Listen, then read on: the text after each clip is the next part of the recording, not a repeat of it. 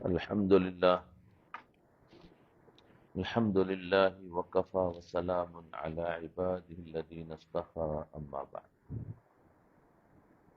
أعوذ بالله من الشيطان الرجيم. بسم الله الرحمن الرحيم. والله لا يحب الفساد.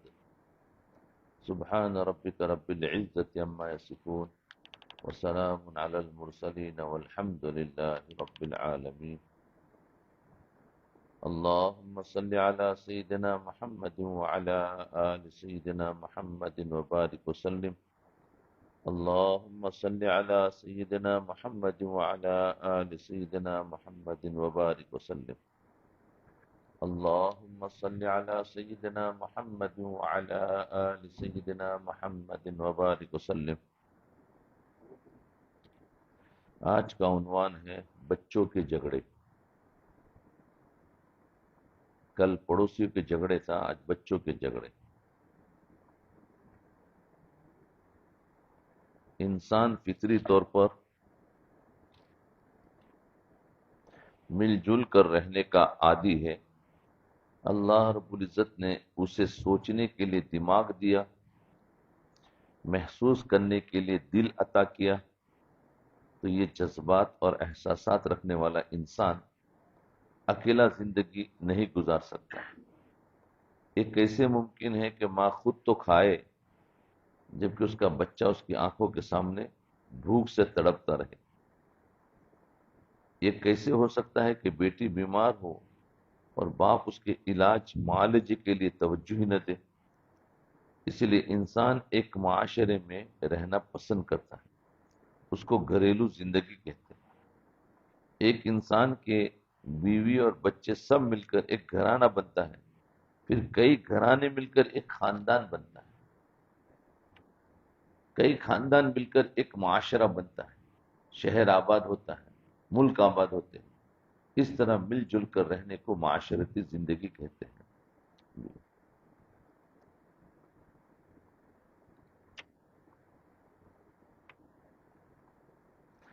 آج کون سا گھر ہے جہاں آپس میں ایک دوسرے کے ساتھ رنجش نہ ہو؟ کہیں بھائی بہن رنجش، کہیں اولاد اور ماں باپ کے درمیان رنجش، کہیں میاں اور بیوی کے درمیان لڑائیاں، کہیں ساس اور بہو کے جھگڑے، کہیں پڑوسیوں کے آپس میں جھگڑے. آفسوں کی حالت تو بتانے کے قابل ہی نہیں. جہاں چند بندے مل کر کام کرتے ہیں وہاں ایک دوسرے کے ساتھ حسد کی انتہا ہوتی ہے. پیشہ وارانہ حسد اس قدر ہوتا ہے کہ جس کو اللہ رب العزت دیتا ہے، بڑھاتا ہے، دوسرا مل کر اس کی ٹانگیں کھینچتے ہیں. آفسوں کا زیادہ وقت ایک دوسرے کے خلاف پلاننگ کرنے میں، ایک دوسرے کے نیچا دکھانے میں اور ایک دوسرے کو رسوا کرنے میں یا غیبت کرنے میں گزر جاتا ہے. ایک مسلمان معاشرے میں یہ چیزیں انتہائی ناپسندیدہ ہے. بچے کی نفسیات کو سمجھنا بہت ضروری ہے. گھروں میں بچے ہوتے ہیں، ہم بچوں کی نفسیات کو نہیں سمجھتے، ان کی بچپن کی عادتوں کو نہیں سمجھتے کہ ان کو کیا چیز کی ضرورت ہے. بچے کی نفسیات کو سمجھنا بہت ضروری ہے، جس سے بات سمجھنے میں آسانی ہوگی کہ بچوں کے جھگڑوں کی نوعیت کیا ہوتی ہے. سائنس کی ایک کتاب ہے جس کا نام ہے برتھ آرڈر. اس میں ماہر نفسیات سائنس والوں نے یہ لکھا ہے کہ اپنے گھر میں جس پوزیشن پر پیدا ہوتے ہیں فطری طور پر ان میں کچھ عادتیں اس کے مطابق ہوتی ہیں. 3 قسم کے بچے. گھر کے سارے بچے 3 حصوں میں تقسیم کیے جاتے ہیں. گھر کے سارے بچے 3 حصوں میں تقسیم کر. ایک بڑا بچہ، ایک ہوتا ہے سب سے بڑا بچہ جس کو ایلڈر کہتے ہیں. عام طور پر اس کی عادتوں میں آپ کو نظم و ضبط زیادہ نظر آئے گا. بڑے میں نظم و ضبط، انتظام اچھا کرتا ہے. اس کی طبیعت کے اندر احساس ذمہ داری زیادہ ہوتا ہے. بعض اوقات یہ بچے آمر یعنی حکم کرنے والے بھی بن جاتے ہیں، ڈکٹیٹر بھی بن جاتے ہیں. لیکن عام طور پر قانون کے مطابق رہنا اور رکھنا پسند کرتے. فطری طور پر اللہ تعالیٰ نے ان کی طبیعت میں ایسی بنائی ہوتی ہے کہ لہذا جو بچہ بھی گھر میں سب سے بڑا ہوگا آپ اس سے توقع کرے کہ بچہ غیر ذمہ دار نہیں ہو سکتا، ہمیشہ ذمہ دار ہوگا، مگر ذمہ داری کے ساتھ ساتھ اس کے اندر پوزیشن یعنی مقام حاصل کرنے کی بھی طبیعت ہوگی. بڑا ہے تو بس میں بڑا رہوں، دوسروں پر رول بھی کرنا چاہتا ہے، وہ ہوگا، یہ چاہے گا کہ ہر معاملے میں میری بات مانی جائے، مجھے فالو کیا جائے، مجھے بڑا بنا کر رکھا جائے. یہ چیز فطری طور پر اس بچے کے اندر ہوتی ہے. تو ایک بڑا بچہ ہوتا ہے، ایک درمیانی بچہ ہوتا ہے، مڈل منجلا بچہ، مڈل بیبی. ایک ہوتا ہے درمیان والا بچہ، یہ فطری طور پر جنگجو فائٹر بچہ ہوتا ہے، فائٹ کرتا ہے، کیونکہ اس کو اپنے تحفظ کے لیے بڑے سے بھی لڑنا پڑتا ہے اور چھوٹے سے بھی لڑنا پڑتا ہے اپنی حفاظت کے لیے، تو فائٹر ہوتا ہے. جی، اور چھوٹے سے بھی، ورنہ بڑے کو زیادہ اہمیت ملتی ہے یا چھوٹے کو مل جاتی ہے، اور بیچ والا بیچارہ رہ جاتا ہے، اور درمیان والے عام طور پر نظر انداز ہو جاتے ہیں. چونکہ یہ بچے نظر انداز ہوتے ہیں اس لیے طبعاً یہ بچے فائٹر قسم کے ہوتے ہیں، مگر یہ مشکلات کو حل کرنے والے پرابلم سلوور بھی ہوتے ہیں، مشکلات کو حل کرنے والے بھی ہوتے ہیں، چونکہ ان کی بقا کا مسئلہ ہوتا ہے، ان کے سامنے مسئلے آتے ہیں، ان کا حل اور اس کا ڈیل کرنے کی کوشش کرتے ہیں. جتنے کی کوشش کرتے ہیں تو ان میں مقابلہ کرنے کی صلاحیت دوسروں کی نسبت زیادہ ہوتی ہے. اللہ تعالیٰ عجیب بنائے. تو چھوٹے بچوں کے اندر صلاحیت فائٹر کی ہوتی ہے، یعنی درمیانی بچہ. اب سب سے چھوٹا بچہ ایک ہوتا ہے، گھر کا سب سے چھوٹا بچہ جس کو بیبی آف دا فیملی بھی کہتے ہیں. عام طور پر محبتیں بھی اسی کو زیادہ دی جاتی ہے اور توجہات بھی اسی کو زیادہ ملتی ہے. یہ بچہ عام طور پر شو بوائے بچہ ہوتا ہے، شو بوائے، لیکن یہ سلیقہ کا ماسٹر ہوتا ہے، سلیقے کا ماسٹر ہوتا ہے. یہ اپنی حرکتوں سے دوسروں کو دوسروں کی محبتوں کو زیادہ سے زیادہ سمیٹنے کی کوشش کرتا ہے. گویا اگر کسی کے 5 بچے ہیں تو جو بڑا بچہ ہے وہ ایلڈر 1 اس کی نفسیات کو اس طرح سے سمجھے کہ اس کے اندر نظم و ضبط ہوگا، وہ سیریس بچہ ہوگا، اس میں احساس ذمہ داری زیادہ ہوگا. اور درمیان کے جو 3 بچے ہیں یہ بچے مڈل بیبی کہلائیں گے. تینوں کی نفسیات ایک ہی جیسی ہوگی، ان کو اپنے حق کے حصول کے لیے لڑنا پڑتا ہے، مسائل کو حل کرنا پڑے گا، ان کو جینے کے لیے محنت کرنی پڑتی ہے. اس لیے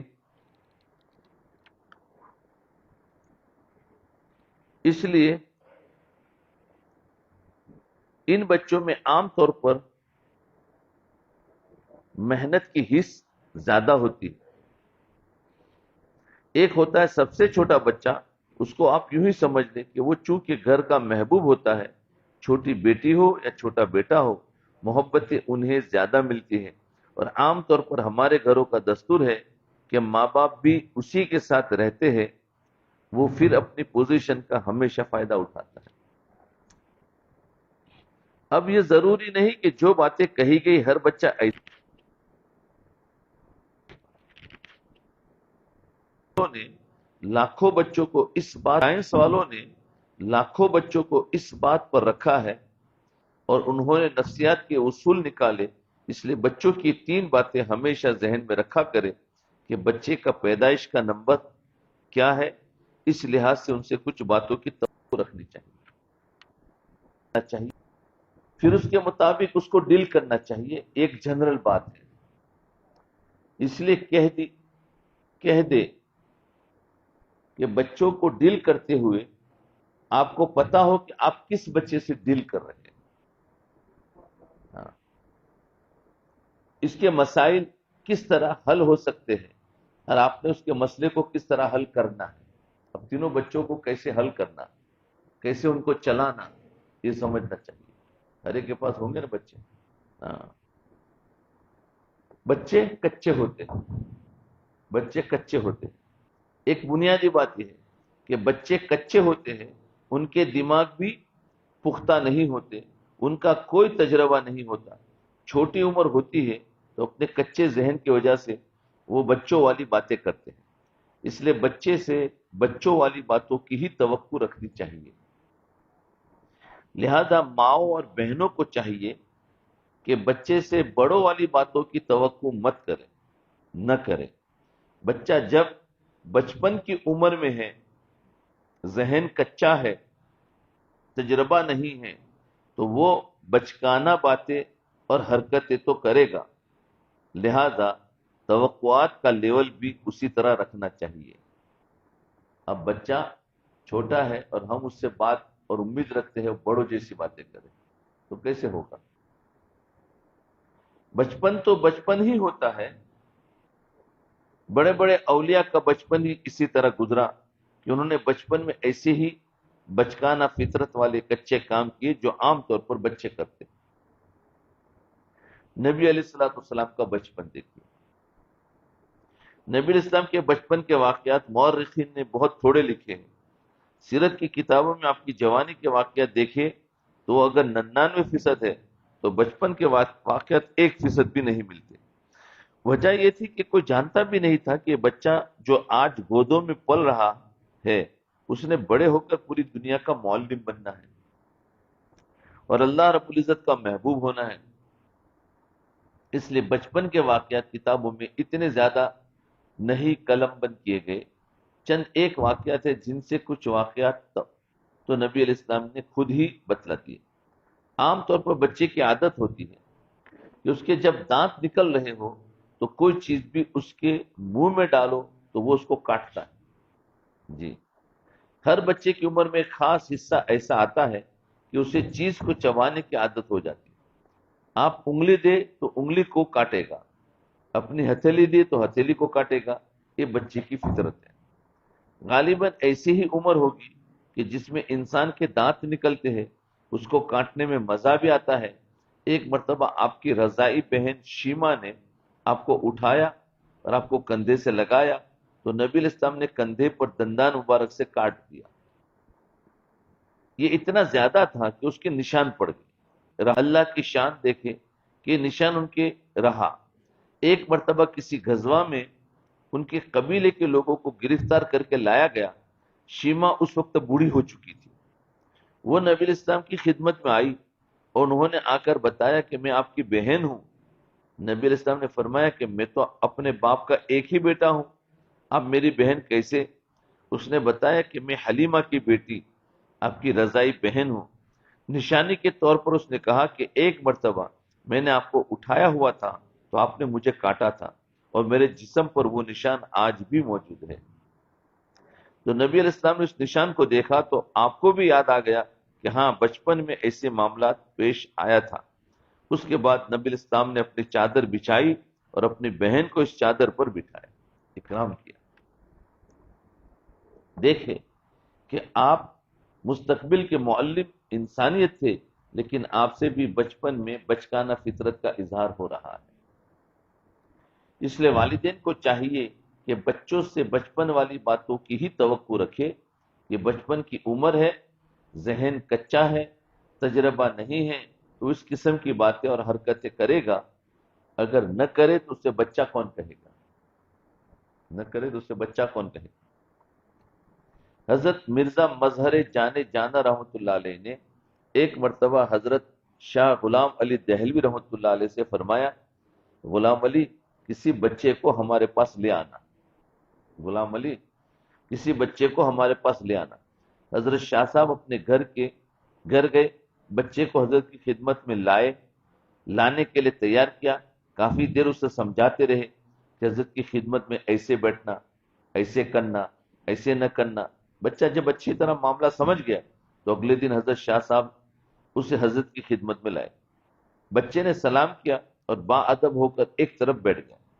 کچھ دیر گزری تو حضرت نے فرمایا غلام علی، ہم نے تو کہا تھا کہ کسی بچے کو ہمارے پاس لے آنا، ہم نے تو کہا تھا کہ کسی بچے کو ہمارے پاس لے آنا۔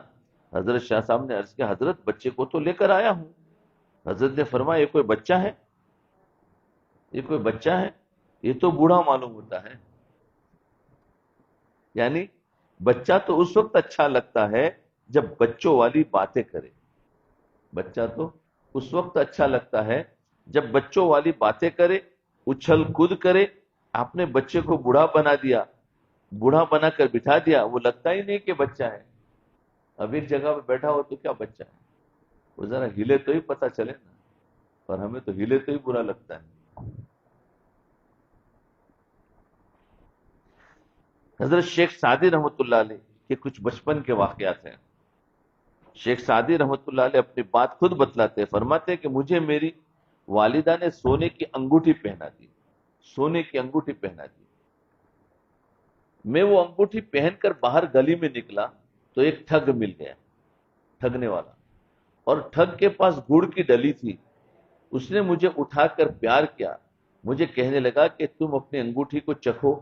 میں نے انگوٹھی کو زبان سے لگایا تو بے ذائقہ تھی۔ پھر اس کے بعد اس نے گڑ کی ڈلی دی کہ اس کو چکھو۔ جب میں نے چکھا تو بڑا مزیدار تھا۔ کہنے لگا کہ مزیدار چیز لے لو اور بے مزہ چیز دے دو۔ ٹھگ ملا نا، مزیدار چیز لے لو اور بے مزہ چیز دے دو۔ کہنے لگے کہ مجھے گڑ کا اتنا مزہ آیا کہ میں نے اسے انگوٹھی اتارنے دی اور گڑ کی ڈلی لے کر گھر واپس آ گئے۔ اب بچے تھے، کچے تھے، گڑ کی ڈلی کے بدلے سونے کی انگوٹھی دے کر آ گئے۔ یہ ہے تو اس عمر میں انسان غلطیاں بھی کرتا ہے اور سیکھتا بھی۔ دوسرا واقعہ ان کا فرماتے کہ میں ایک مرتبہ اپنے والد کے ساتھ میلہ دیکھنے گیا۔ والد نے کہا بیٹا مضبوطی سے میرا ہاتھ پکڑنا، بھیڑ زیادہ ہے، چھوڑنا نہیں۔ میں نے کہا بہت اچھا۔ اب میں چل بھی رہا تھا اور ادھر ادھر بھی دیکھ بھی رہا تھا۔ ادھر ادھر کی چیزیں دیکھنے میں ایسا محو ہو گیا کہ ہاتھ چھوٹ گیا۔ اس کے بعد بہت دیر والد صاحب مجھے ڈھونڈتے رہے اور میں والد صاحب کو ڈھونڈتا رہا۔ کافی دیر کے بعد پریشانی اٹھانے کے بعد والد صاحب نے مجھے ڈھونڈ لیا۔ جب انہوں نے مجھے ڈھونڈا تو مجھے کہا کہ تمہیں میں نے کہا تھا کہ ہاتھ پکڑے رکھنا، تم نے کیوں چھوڑا؟ تو میں نے ان سے کہا کہ میں کسی چیز کو دیکھنے میں مشغول ہو گیا تھا، اس لیے توجہ نہ رہی۔ تو والد صاحب نے میرے کان کھینچے اور کان کھینچ کر کہا کہ دیکھو بچے، جس طرح تم نے اپنے بڑے کا ہاتھ مضبوطی سے نہ پکڑا تو دنیا کے میلے میں گم ہو گئے، اسی طرح تم بڑے ہو کر اگر اپنے بڑوں کا ہاتھ مضبوطی سے نہیں پکڑو گے تو پھر دنیا کے میلے میں گم ہو جاؤ گے۔ جی، تو پھر دنیا کے میلے میں گم ہو جاؤ گے۔ کہنے لگے کہ بچپن کے والد صاحب کی بتائی ہوئی بات مجھے آج بھی یاد آتی ہے کہ واقعی جو اپنے بڑوں کا ساتھ چھوڑ بیٹھتا ہے وہ پھر دنیا کی جلملاہٹ کے اندر گم ہی ہو جاتا ہے۔ دنیا کا بھی ایک میلہ لگا ہوا ہے، تو بڑوں کا ہاتھ پکڑیں گے تو خالی دیکھتے رہیں گے، چھوٹیں گے تو نہیں، اگر چھوڑ دیا تو گم ہو جاؤں گے۔ تو یہ ہے کہ بڑوں کا ہاتھ پکڑا یعنی اللہ کا ہاتھ پکڑا۔ ہاں، فرماتے میں چھوٹا تھا، تیسرا قصہ ان کا ہے، میں چھوٹا تھا، اپنے والد کے ساتھ تہجد کے وقت اٹھ جایا کرتا تھا۔ ایک رات میں نے تہجد پڑھی تو گھر کے کچھ لوگ سوئے ہوئے تھے۔ میں نے ابو سے کہا ابو دیکھو یہ لوگ سوئے پڑے ہیں۔ اب ایک نماز پڑھا تو کیا یہ کیوں سوئے، تم کیوں نماز پڑھتے ہو؟ بچے پوچھتے ہیں۔ کہ دیکھو یہ سوئے ہوئے ہیں، اٹھ کر تہجد نہیں پڑھتے۔ تو والد صاحب نے کہا بیٹا تم اگر سوئے رہتی تو زیادہ بہتر تھا۔ اب اٹھ کر نقص نکالنے لگ گئے۔ بچوں کو تو سوال کرنا ہی پڑتا ہے کہ یہ کیوں سوئے ہیں، تم کیوں اٹھے ہو؟ اب جواب دو، جواب نہ دو تو بھی ناراض۔ تو کہنے لگے تم سوئے ہوتے تو زیادہ بہتر تھا، اس لیے کہ اب جو تم نے یہ بات کی ہے یہ غیبت میں داخل ہے۔ ان کو سونے پر اتنا گناہ نہیں ہوگا جتنا تمہیں غیبت کرنے پر گناہ ہوا۔ تو دیکھیے کس طرح بچہ باتیں کر رہا ہے اور عقل مند باپ اس بچے کو ساتھ ساتھ تعلیم بھی دے رہا ہے اور اس کی تربیت بھی کر رہا ہے۔ تو اسی کی باتوں پر اس کی تربیت بھی کی جائے۔ شیخ سعدی رحمۃ اللہ علیہ علامہ ابن جوزی رحمۃ اللہ علیہ کے شاگرد تھے۔ فرماتے ہیں کہ میں شافعی مذہب پر تھا استاد مجھے اس کے مطابق تعلیم دے رہے تھے. ایک دن استاد نے مجھے پڑھایا کہ روزے میں مسواک نہیں کرنی چاہیے. مجھے پڑھوایا. امام اعظم ابو حنیفہ رحمۃ اللہ علیہ کے نزدیک روزے میں مسواک کرنا جائز ہے، مگر امام شافعی رحمۃ اللہ علیہ اس میں بہت احتیاط برتتے ہیں. وہ فرماتے ہیں کہ جب وہ فرماتے ہیں کہ جب اللہ کو روزے دار کے منہ کی مہک ہی اچھی لگتی ہے تو مسواک کیا کرنی ہے. بہرحال ان کا اپنا نقطۂ نظر ہے. کہنے لگے میں نے جب یہ پڑھا تو گھر آ کر اپنے والد سے کہا ابو روزے میں مسواک نہیں کرنی چاہیے. کیوں؟ بچے تو جو پڑھتے ہیں سیدھا ابو کو دیکھا تو وہ ٹوک دیا نہیں کرنی چاہیے. جب میں نے یہ بتایا تو میرے والد نے کہا بیٹے تم روزے میں مسواک نہ کرنے کی تو اتنی احتیاط کر رہے ہو، اور ابھی تھوڑی دیر پہلے جو تم نے بات کی تھی وہ غیبت تھی، اور تم نے گویا اپنے مردہ بھائی کا گوشت کھا لیا. تو کیا روزے میں گوشت کھانا تمہارے لیے جائز تھا؟ تربیت ہو رہی. وہ مسواک پر ٹوکا. انہوں نے کہا کہ دیکھو پھر مسواک کرنا ناجائز ہے تو گوشت کھانا جائز ہے. کہنے لگے تب مجھے سمجھ میں آئی کہ واقعی روزے کی حالت میں غیبت سے بہت بچنا چاہیے. یہ مثال میں اس لیے عرض کر رہا ہوں کہ آپ کو یہ پتا رہے کہ جو اہل علم ہوتے ہیں، مرد ہو یا عورتیں ہو، وہ بھی اپنے گھر کے بچوں سے باتیں کرتے ہیں، مگر وہ بات بات پر ان کو سمجھاتے بھی رہتے ہیں. اسی طرح بچے ماشاءاللہ پلتے رہتے ہیں اور ساتھ ساتھ سنورتے بھی رہتے ہیں.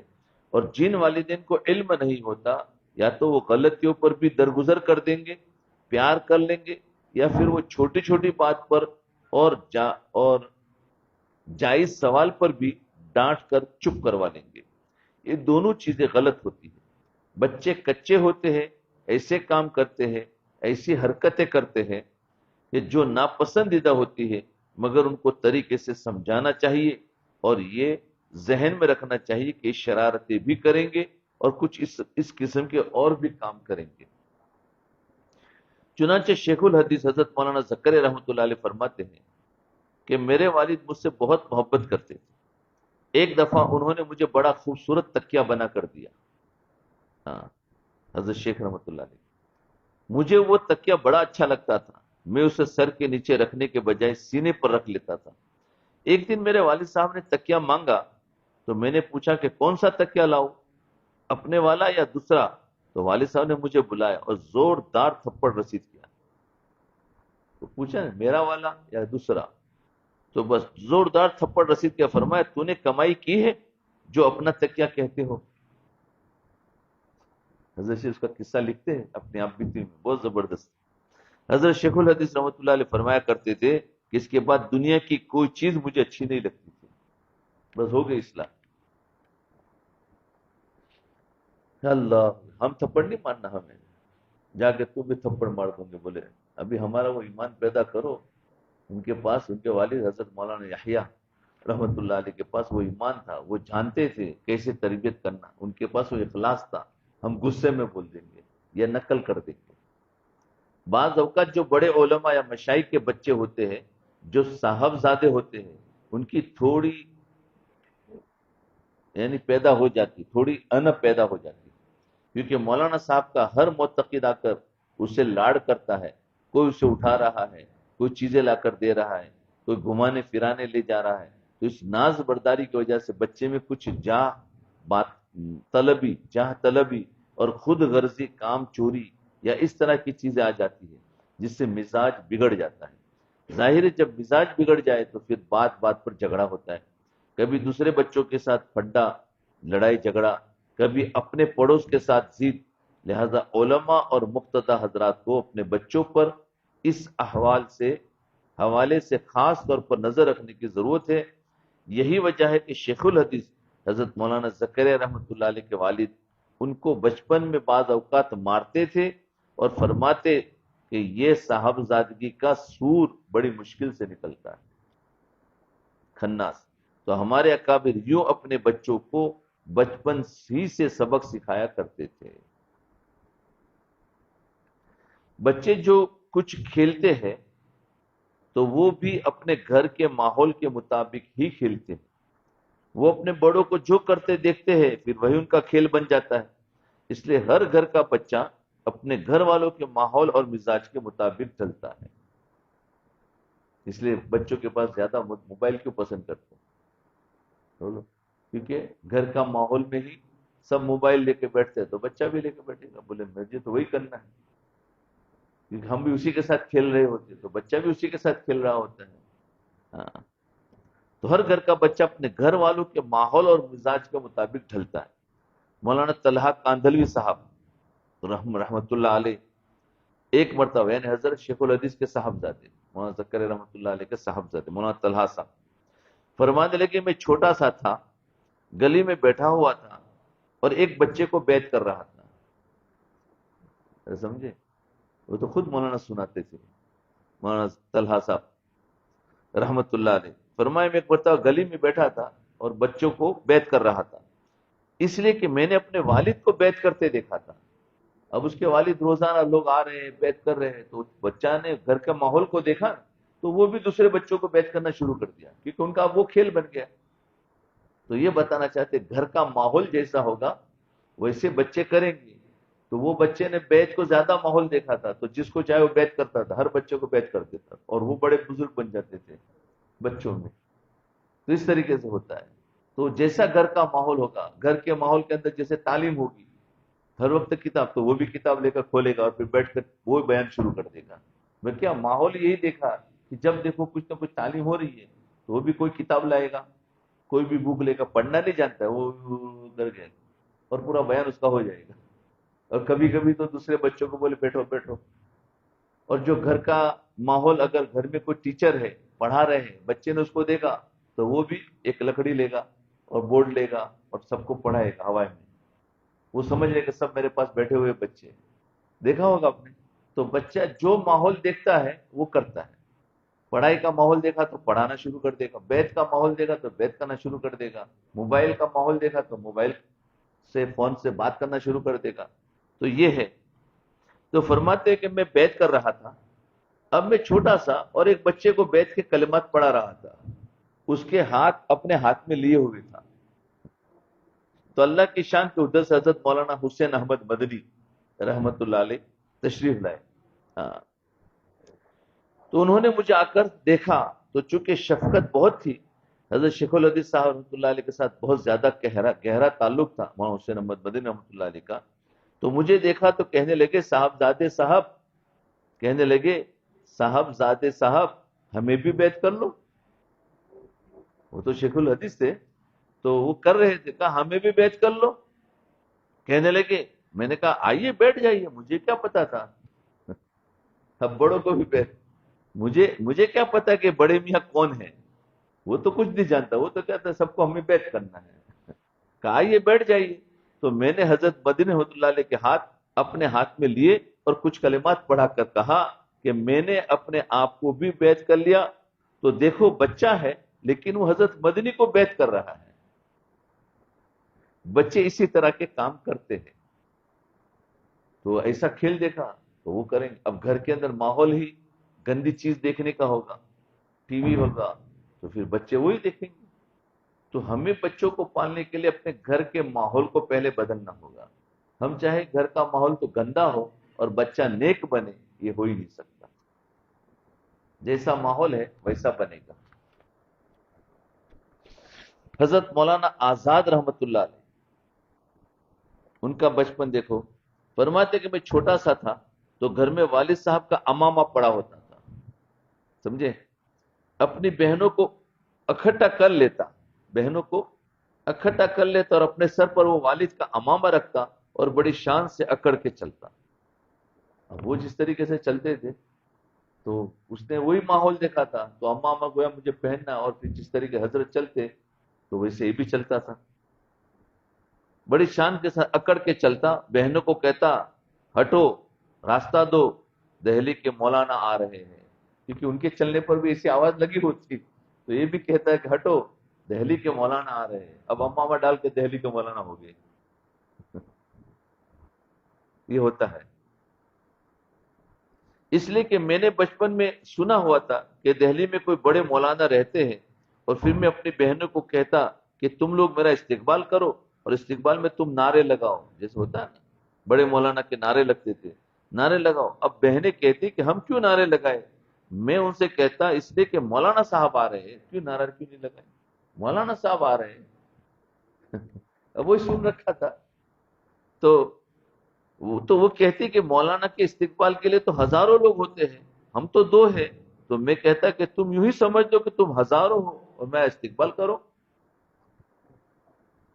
دیکھو کیسے دماغ میں، یوں سمجھ لو کہ تم ہزاروں ہو، اس کا مطلب کتنی سمجھداری کی باتیں کر رہے ہیں. لہذا تم نعرے لگاؤ.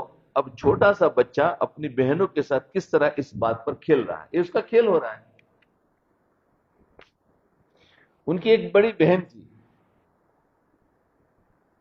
مولانا آزاد رحمۃ اللہ. ایک مرتبہ اس نے بچپن میں ان سے کوئی کام کرنے کو کہا، بچپن میں ان سے کوئی کام کرنے کو انہوں نے نہ کیا، ضد کر گئے. تو بڑی بہن خفا ہوئی.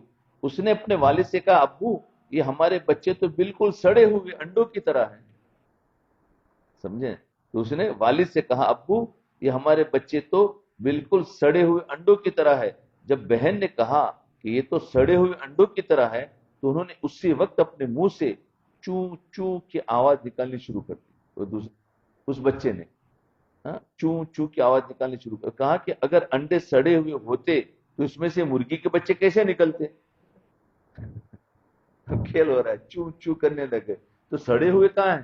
یہ تو بچے نکلے ہیں، آواز کر رہے ہیں. دیکھو ان کا کھیل، کہ چوں چوں کی آواز کیسے نکلتی. اب چھوٹا بچہ ہے لیکن اپنی بہن کی بات پر کیا رد عمل دکھا رہا ہے. ہاں سڑے ہوئے نہیں، ہم اچھے لوگ ہیں. ہاں کئی مرتبہ وہ ایسا ریئیکٹ کرتے ہیں کہ بندے کو سمجھ ہی نہیں آتی کہ مسئلہ کیا ہے. اس لیے کبھی وہ سہم جاتے ہیں، کبھی وہ خوف زدہ ہو جاتے ہیں، اور کبھی وہ ہمت چھوڑ بیٹھتے ہیں. تو اس صورت میں بڑوں کو تھوڑی حکمت اور دانش مندی سے ان کو ڈیل کرنے کی ضرورت ہے. چنانچہ حضرت مولانا عبد الماجد دریابادی رحمۃ اللہ علیہ اپنے بارے میں بتایا کرتے تھے کہ جب میں تھوڑا سا بڑا ہوا تو میرے گھر میں قرآن مجید شروع کرنے کی تقریب ہوئی. پہلے زمانے ہوتی تھے بچہ قرآن شروع کرتا تو بہت بڑی بات گنی جاتی تھی، تو اس کے لیے بھی ایک جلسہ ہوتا تھا قرآن شروع کرنے کا. اب تو ختم ہو گیا، بچوں کو جا کر داخل کر دیتے ہیں. تو فرمایا قرآن کے شروع کرنے کی تقریب ہوئی. اس زمانے میں اس کو رسم بسم اللہ کہا جاتا تھا، اور یہ دو رسمیں بڑے اہتمام سے منائی جاتی تھی. ایک قرآن مجید شروع کروانے سے پہلے رسم بسم اللہ، اور قرآن مجید مکمل ہونے کے وقت رسم آمین. دو رسم تھی. اس زمانے کی تقریبات ہوا کرتی تھی. کہنے لگے امی نے مجھے نہلایا، بہن نے مجھے اچھے کپڑے پہنائے، خوشبو لگائی، خوب سجا دیا گیا. گھر کے اندر رشتہ داروں کو بلایا گیا، سب نے اچھے کپڑے پہنے ہوئے، مٹھائی کا انتظام کیا ہوا. حتیٰ کہ ایک قاری صاحب کو بھی بلا لیا گیا جنہوں نے آ کر مجھے بسم اللہ پڑھانی تھی. ہو گیا. اب جب سارے لوگ خوشیوں کے ساتھ میری طرف متوجہ ہوئے، حتیٰ کہ گھر کی عورتیں بھی پردے کے پیچھے لگ گئی اور خوش ہو رہی ہے کہ بچہ آج اللہ کا قرآن شروع کرے گا. چنانچہ قاری صاحب نے مجھے کہا بچے پڑھو بسم اللہ. کہنے لگے مجھے ایسی چپ لگ گئی کہ میں نے کچھ بھی نہ پڑھا. کہا پڑھو بسم اللہ.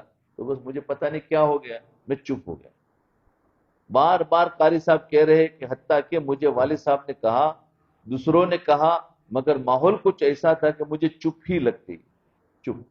اور میں بولنے پر آمدہ ہی نہیں ہوا. بہت سمجھایا گیا، حتیٰ کہ 10-15 منٹ خوب منتیں کی گئی، لیکن میں نہ بولا، چپ لگی ہوئی تھی. حتیٰ کہ لوگ اٹھ گئے کہ اگر نہیں پڑھتے تو کوئی بات نہیں. عورتوں کے دلوں کے اندر بھی اداسی آ گئی کہ بچے نے اس موقع پر نہیں پڑھا. والد کو غصہ آیا تو انہوں نے مجھے ایک تھپڑ بھی لگا دیا.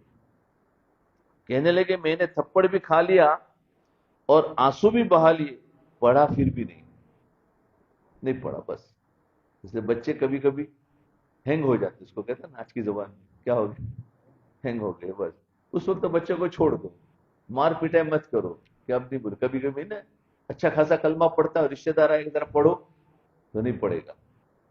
اب تم مارو سمجھاؤ چھوڑ دو بھائی، آج اس کا موڈ نہیں ہے، اس کو چھیڑو مت. وہ نام کہتے یار ہماری بے عزتی، پڑھتا کیوں نہیں، بہت اچھا پڑھتا تھا. وہ دیکھو بچے بولتے ہیں، اب اس وقت چپ ہو گیا، بولتا ہی نہیں کچھ. تو خیر ہوا یہ کہ میرے ایک قریبی رشتہ دار تھے جو بڑے ہی سمجھدار تھے، انہوں نے مجھے اٹھا لیا اور کہا کہ کیوں روتے ہو، کوئی بات نہیں، رو نہیں۔ وہ مجھے اٹھانے کے بعد تھوڑا ادھر ادھر لے گئے، مجھ سے باتیں کرتے رہے، باتیں کرنے کے بعد مجھے کہنے لگے ارے میاں تمہارے اندر اتنی ہمت ہی نہیں کہ تم 2 لفظ پڑھ دو، کیا تمہیں لوگ بیوقوف کہے تو تمہیں اچھا لگے گا؟ میں نے کہا نہیں، میں تو بیوقوف نہیں ہوں۔ انہوں نے کہا اگر تمہیں لوگ گندا بچہ کہے تو اچھا لگے گا؟ میں نے کہا نہیں، میں گندا بچہ تو نہیں ہوں۔ انہوں نے کہا کہ گندے بچے نہیں ہو تو پھر ان کو پڑھ کر سنا دو۔ کہنے لگے جب انہوں نے مجھے اس طرح صحیح انداز میں ڈیل کیا تو میں نے اتنے زور سے بسم اللہ پڑھی کہ قاری صاحب تو کیا، گھر میں بیٹھنے والی عورتوں نے بھی بسم اللہ کی آواز سنی۔ اب پڑھی تو غور کیجئے، ہے تو بچہ لیکن جب اس کو تھپڑ مارا تو چپ لگی ہوئی تھی، اور پیار کے ساتھ اس کو ڈیل کیا تو اس نے اتنا اونچا پڑا کہ دیوار کے پار بھی اس کی آوازیں جانے لگ گئی۔ تو دیکھو، اس لیے بچہ اگر موڈ میں نہ ہو تو اس کو کچھ مت کہو اور اس کو پیار دے کر دوسرے طریقے سے سمجھاؤ۔ تو یہ بچے عام طور پر ایسے ہی کرتے ہیں۔ اگر آپ نے بچوں کو کوئی بات کہی اور اس نے نہ کر دی، بچوں کو کوئی بات کہی اور اس نے نہ کر دی، ماننے پہ تیار نہیں ہے تو غصہ مت کرنا، ہاں، آپ اس کا تھوڑا سا ماحول بدل دو۔ اب اس ناک کو ہاں مت کہلواؤ بلکہ اب ماحول بدل دو۔ ماحول بدل پھر کہوں گے تو مان لے گا۔ ماحول بدل دے، بات بدل دے، بات بدلنے کے تھوڑی دیر بعد آپ جب پھر وہی بات کہیں گے تو فوراً کرنے کو تیار ہو جائے گا۔ اب دیکھو بچوں کو ڈیل کرنا نہیں آتا تو ہم اسی وقت مار دیتے ہیں، غصے ہو جاتے ہیں، کرواتے ہیں زبردستی، نافرمان ہے، ایسا ہے ویسا ہے۔ نہیں، یہ ہے ان کو سمجھو اور اس وقت چھوڑ دو۔ اللہ نے بچے کی میموری بہت شارٹ بنائی ہے، اس شارٹ میموری کا فائدہ اٹھانا چاہیے، اس سے ڈیل کرنا بندے کو آنا چاہیے۔ کہنے لگے میں چھوٹا تھا تو ایک دن امی ابو آپس میں بیٹھے بات کر رہے تھے تو کسی نے کہا کہ قیامت کا دین ہوگا۔ ہاں، باتیں کر رہے تھے ابو امی، قیامت کا دین ہوگا، بہت گرمی ہوگی، سورج سوا نیزے پر ہوگا، پسینہ ہوگا، بہت مشکل ہوگی، یہ ساری باتیں کر رہے تھے جسے ہم تعلیم میں پڑھتے ہیں۔ ساری باتیں سن کر میں ہنس پڑا۔ اب دیکھو بچے کی دیکھو دماغ، فرمایا ساری باتیں سن کر میں ہنس پڑا۔ تو امی نے کہا بیٹے ہنسے کیوں ہنس رہے ہو؟ میں نے کہا امی جب اتنی زیادہ گرمی ہوگی تو میں گرمی سے بچنے کے لیے کمرے میں چلا جاؤں گا۔ اب دیکھو اس کا ذہن چھوٹا سا ہے، تو کیا اس میں تم لوگ کیوں پریشان ہو رہے ہو؟ میں گرمی سے نہیں، تو میں کمرے میں چلا جاؤں گا تو مجھے ٹھنڈک مل جائے گی۔ وہ بڑا ہے، اب چھوٹا ہے، وہ اپنی جیسی باتیں کرے گا، تو میں کمرے میں چلا جاؤں گا۔ اس بات پر سارے گھر والے ہنسنے لگے۔ حشر کی گرمی کا تذکرہ اور بچے کا حال دیکھو کہ کہہ رہا ہے امی گرمی سے بچنے کے لیے میں اس دن کمرے میں چلا جاؤں گا۔ تو بچے کی اتنی ہی سوچ ہوتی ہے اور اتنا ہی اس کا معاملہ ہوتا ہے۔ چنانچہ حضرت مولانا خلیل احمد سہارنپوری رحمۃ اللہ علیہ کے گھر میں ایک خادمہ کام کرتی تھی۔ اس خادمہ کا نام تھا رحمتی تھا۔ کیا نام تھا؟ رحمتی۔ وہ گھر کے کام سمیٹتی تھی، قریب ہی رہتی تھی۔ اس نے ایک بکری بھی پالی ہوئی تھی، اس بکری نے ایک بچہ دیا۔ اس وقت مولانا یوسف صاحب کاندھلوی رحمۃ اللہ علیہ یعنی حضرت جی مولانا یوسف صاحب کاندھلوی رحمۃ اللہ علیہ بچپن کی عمر میں تھے، اور وہ حضرت مولانا خلیل احمد سہارنپوری کے ہاں آیا جایا کرتے تھے بچپن میں۔ فرماتے ہیں کہ میں جب وہاں جاتا تھا تو مجھے وہ بکری کا چھوٹا سا بچہ بہت اچھا لگتا تھا۔ میں اکثر اس بکری اس کے بچے کے ساتھ کھیلتا تھا۔ ایک دفعہ لوگ آپس میں حج کی باتیں کر رہے تھے۔ اب دیکھو حج کا ماحول، یہ حج میں جانا ہے، ایسے کرنا ہے، حج کی باتیں کر رہے تھے۔ تو ہم نے حج پہ جانا ہے، میں ان کی باتیں سنتا رہا۔ جب ان کی باتیں ختم ہو گئی تو میں نے کہا ہاں میں بھی حج پہ جاؤں گا۔ کیا کہہ رہے؟ میں بھی حج پہ جاؤں گا۔ کسی نے پوچھ لیا کہ کیسے حج پر جاؤں گے؟ تو میں نے کہا رحمتی کی بکری کا جو چھوٹا بچہ ہے نا، میں اس کی پیٹھ پر سوار کر کے حج میں جاؤں گا۔ دیکھو اس کی دماغ کیسا چلتا ہے۔ ہاں، فرمایا میں اس طریقے سے، کیونکہ سب کے پاس سواری تو چاہیے، کہ بولے میرے پاس تو یہ گاڑی ہوگی، اس پر سوار ہو کر جاؤں گا۔ اب دیکھیے چھوٹا سا بچہ بچپن کی عمر میں یہ جواب دے رہا ہے کہ میں بکری کے بچے کی پیٹھ پر بیٹھ کر حج کروں گا. کہنے لگے بات ایسی مشہور ہوئی کہ مولانا خلیل احمد صاحب سہارنپوری جب بھی مجھے ملتے تو مجھے دیکھ کر کہتے ہاں سناؤ بچے تم حج پر کیسے جاؤ گے. پھر وہ بچپن کی باتیں یاد رہتی ہے تو بچے کو ستاتے رہتے. اچھا بچے بتاؤ تم حج پر کیسے جاؤ گے, اور میں آگے سے کہہ دیتا کہ بکری کے بچے کی پیٹھ پر بیٹھ کر حج پر جاؤں گا. ان کو بھی مزہ آتا تھا تو حضرت مسکرایا کرتے تھے. اللہ اکبر. یہ عمر ایسی ہوتی ہے کہ انسان کی یہی چھوٹی سی دنیا ہوتی ہے. چھوٹے بچوں کی تمنا بھی چھوٹی ہوتی ہے. حضرت مولانا عبد الماجد دریابادی رحمۃ اللہ علیہ کہتے ہیں اس بچپن کی عمر میں بس سارا دن مجھے ایک ہی فکر ہوتی تھی کہ شام کو ایک خوانچا والا آتا تھا, یعنی ایک کھانا لے کر بڑے تھالے میں خوانچا والا آتا تھا. وہ کبھی گنڈیا گنڈیریا بیچتا تھا, نہیں بیچنے والے ہوتے ہیں, کوئی جلیبی بیچتا ہے, کوئی کیا بیچتا ہے تھالے کے اندر, اور کبھی سموسے بیچتا تھا. اس طرح کی چٹ پٹی چیزیں بیچتا تھا. سارا دن بس مجھے اس کی فکر ہوتی تھی کہ کب عصر کا وقت آئے اور وہ خوانچے والا صدا لگائے اور میں امی سے پیسے لوں, اس سے جا کر چٹ پٹی چیز لا کر کھاؤں. ہوتا ہے نا گھر میں, ذرا کوئی اعلان کرنے والا آئے گا تو اس کو بھی انتظار ہوتا ہے, اس کو کچھ نہ کچھ چاہیے. گویا اس وقت ان کی زندگی کا سب سے بڑا مقصد یہی ہوتا تھا کہ بس وہ آئے اور اس میں سے کچھ کھاؤ. حضرت مفتی محمد شفیع صاحب رحمۃ اللہ علیہ فرماتے کہ میری پیدائش دیوبند میں ہوئی, والدین وہیں رہتے تھے, وہیں پر میرے لڑک پن کی عمر گزری, پڑھنے کی ابتدا بھی وہیں سے ہوئی. فرماتے ہیں کہ میں اپنے کزن عاقل کے ساتھ کھیل رہا تھا اور ہم آپس میں سرکنڈے کھیل رہے تھے, یعنی چند سرکنڈے کے چھوٹے سے ٹکڑے تھے. کہنے لگے سرکنڈوں کا کھیل کھیل رہا تھا کہ اس نے سارے ہی سرکنڈے مجھ سے جیت لیے. میں اتنا ڈپریشن ہوا کہ اتنا میرا نقصان ہو گیا. اب سوچو کہ بچے کی دنیا کیا ہے کہ اگر اس سے کسی نے سرکنڈے جیت لیے, یعنی گھوٹیاں ہوتی ہے نا, وہ گھوٹیاں ساری جیت گئے. تو فرمایا سارے جیت لیے تو گویا اس پر پہاڑ ٹوٹ پڑا. وہ سمجھتا ہے کہ دنیا کا اتنا بڑا خزانہ اس کے ہاتھ سے کسی نے لوٹ لیا. بچے کے لیے تو وہی خزانہ ہے. تو گویا اس پر پہاڑ ٹوٹ پڑا. بعد میں فرمایا کرتے تھے کہ اب میں سوچتا ہوں کہ پوری دنیا کی میرے سامنے کیا حقیقت ہے, مگر بچپن میں میرا کیا حال تھا کہ سرکنڈوں کو چلے جانے پر میں اس قدر پریشان ہو گیا تھا. تو بچپن میں انسان کی ایسی ہی امنگیں ہوتی ہے اور تمنائیں ہوتی ہیں. ٹھیک ہے, یہ تو بڑوں کا یہ تو یعنی بچپن تھا کہ بچوں کے ساتھ کسی بچوں کے جھگڑے, اس لیے بچوں کو ہم ڈیل کرنا سیکھے. آج ہم اتنے ہی بات رکھتے ہیں.